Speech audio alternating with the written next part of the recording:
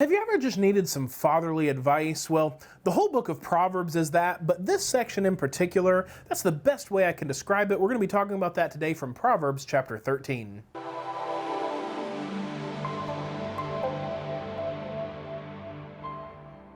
Hey guys, and welcome back to God's Word Made Simple by Simple Servant Ministries. My name is Aaron Hawk, and if this is your first time visiting with us, I just want to say welcome and thank you for joining us today. God's Word Made Simple is an online discipleship ministry dedicated to taking God's Word and making it simple. We want to help you understand God's Word, apply it to your life, and grow in your relationship with the Lord. And by the way, guys, if you appreciate this ministry and this channel, at some point make sure you hit that subscribe button and turn that bell notification to all so you don't miss any future videos. Okay, guys, let's get into the text. So we're going to start chapter 13 today. We're going to go through verses 1 through 8. So, verse 1, a wise son accepts his father's discipline, but a scoffer does not listen to rebuke. So again, a good father is the assumption here, right? A son is not going to despise, but will instead accept his father's discipline. Why? Because a good parent shepherds the heart of a child. So, and if I remember right, I'll put a link down in the description for the book, Shepherding a Child's Heart by, I believe it was Paul Tripp. If not, it was Ted Tripp. Either way, it's a trip. Yeah, I made a dad joke. But Shepherding a Child's Heart is a great book if you're wanting to learn to be a good parent, because the goal is to teach the heart, not to deal with behavior.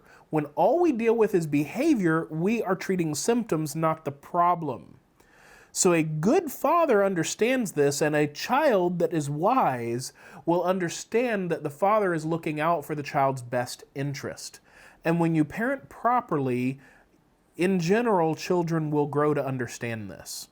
So a wise son accepts his father's discipline, but a scoffer does not listen to rebuke. Obviously, someone whose heart is not right isn't going to listen to anything you say, and it's casting your pearls before swine, as the other verse says.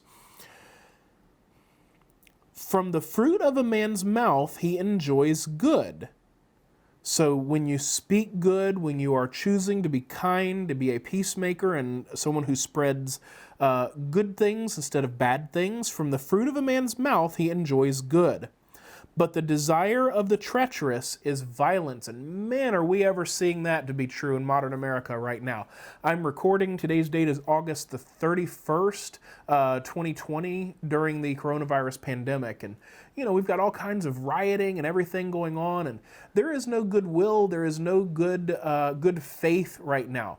People are taking up mantles that have nothing to do with what they're talking about and using it as an excuse to riot and do all kinds of evil things, right? The desire of the treacherous is violence. We're seeing that played out right now. The one who guards his mouth preserves his life. The one who opens wide his lips comes to ruin.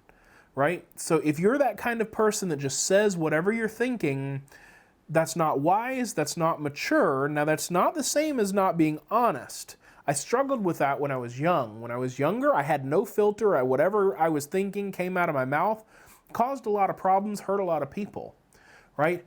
As time went on, I learned how to speak to people in a better way where I could still be honest, but it wasn't just the first thing that came to my mind, because if you're speaking the first thing that comes to your mind, that means you are trusting your perspective 100% of the time. That's actually kind of arrogant to think that you can be right 100% of the time.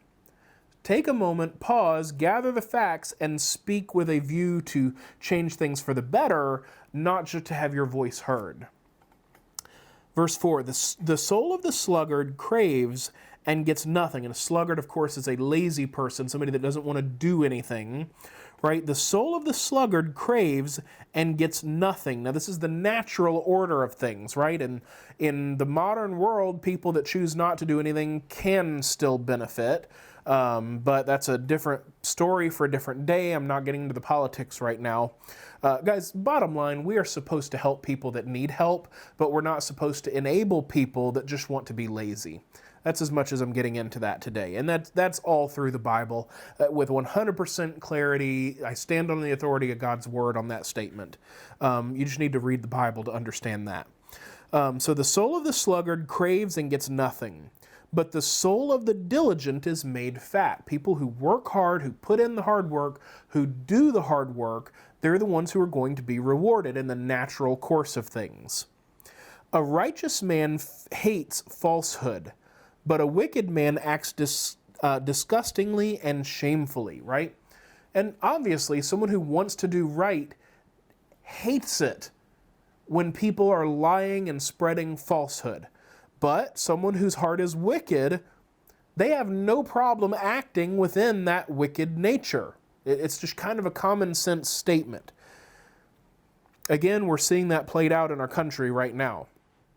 Verse 6, righteousness guards the one whose way is blameless. See, when you make it a habit to practice doing right, if your integrity is ever impugned, if somebody ever questions your character, you have a long history to point people back to. In fact, in the court system, it's called a character witness, where somebody says, this person did this thing to me that's totally out of your character. You bring in a whole bunch of people that have known you for many years that can honestly, again, the righteous speaking truth in the previous section here, right? Who can honestly say, no, that action is not in keeping with who this person is. It's called a character witness, right? Righteousness guards the one whose way is blameless. Your own actions will be your defense. But wickedness subverts the sinner. If you have a habit of acting in wickedness when your integrity or character is challenged, what are the character witnesses going to say about you, if they're being honest? All right, verse 7. There is one who pretends to be rich, but has nothing. Another pretends to be poor, but has great wealth. Now, that is also something that we see played out all the time in the U.S. as well as other countries, right?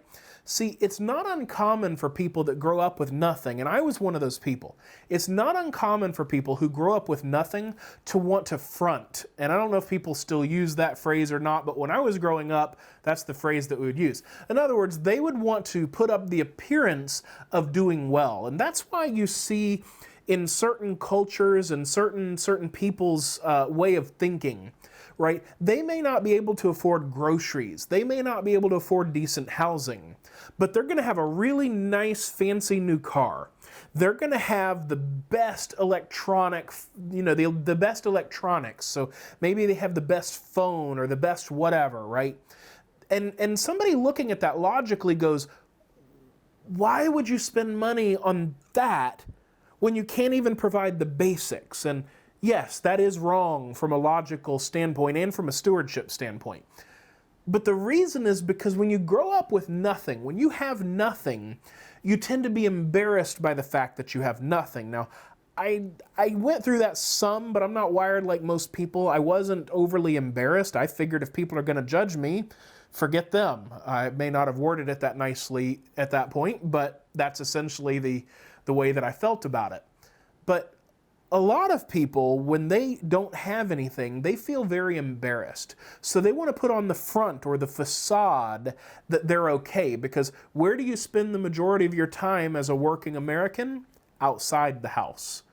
So the car needs to be nice, the clothes need to be nice, the electronics need to be nice, because that's what everybody's going to see. They don't necessarily see where you live. On the other hand, someone who has money, who is not insecure about their position in life, they're looking at it from a pure financial standpoint. I've personally met and had good relationships with quite a few millionaires at this point in my life. And I can tell you that for the most part, they're as humble and down to earth as you can get. They usually wear Walmart or Kohl's or some other type of clothing, not the super expensive stuff, because they're smart enough to know that as long as the clothing looks good, it fits well, then it serves its purpose. I don't need to have the name brand. I don't need to have the fanciest car. I don't need to have the fanciest electronics. I need to use my money wisely and provide for my family. See, somebody who is truly wealthy, most of the time, they don't need to show off that wealth.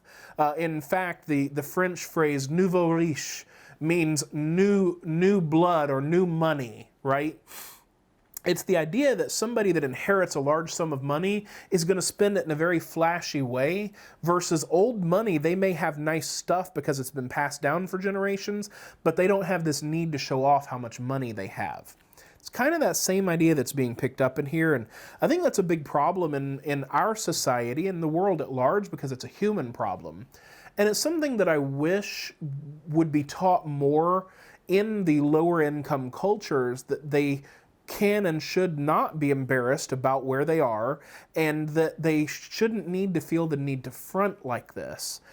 And I wish there was more collaboration between those who are quite well off and those who are not to teach these things. Verse 8, the ransom of a man's life is his wealth, but the poor hears no rebuke. Now, there are a couple of different ways that you could understand this one. And again, remember, Proverbs are general truths, right? They're not always true. They're just observational truths. This was Solomon writing to his son or his sons. So that's why all the examples are male in here, right? So even though it's contested, I'll just give you my best understanding of this verse. So the ransom of a man's life is his wealth. And I think this is talking about kind of probably at least two different things going on here. One, I think that it's a natural peril for somebody that is wealthy, that people are going to try to attack them and they may need to spend all of their wealth in order to save their life. But I also can't help but wonder if part of this is that it's hard for a rich person to live with integrity, especially before God, because they tend to stand on their wealth as their security and often become isolated. Now, again, I've known quite a number of people who are literal millionaires who handle their wealth well. They're very generous and wonderful people. I've known some that are not. So I can't help but wonder if that's a little bit of what this is, or maybe I'm reading that into the text. And remember, we all have baggage that we bring to the text. So if you haven't caught it before, catch my 4 Secrets to Life in the Bible video series. But the poor hears no rebuke. It could also mean that if somebody's trying to extort you, as in my first example with the first part of the verse, if you have nothing, they can't extort you, so that is your protection, right? I think the idea of extortion and protection is the more natural understanding of verse 8 rather than the second part that I said in a moment ago. If you're wealthy and somebody's extorting you, they know you have money and you have the ability and you'll probably give it in order to save your life. Whereas if you're a poor person, you don't have anything, they know it, what good's trying to extort you going to do? So I think that's the more natural understanding. But again, there are good people who disagree on exactly what verse 8 is supposed to mean and therefore how to apply it. So guys, that is it for today. I appreciate you being with me. As always, if you appreciate this content, hit that like button, hit subscribe, turn that bell notification to all. Please share the video if you think it'll be beneficial to anyone. And if you want to support the ministry, there is a link down in the description. Guys, thank you very much and God bless.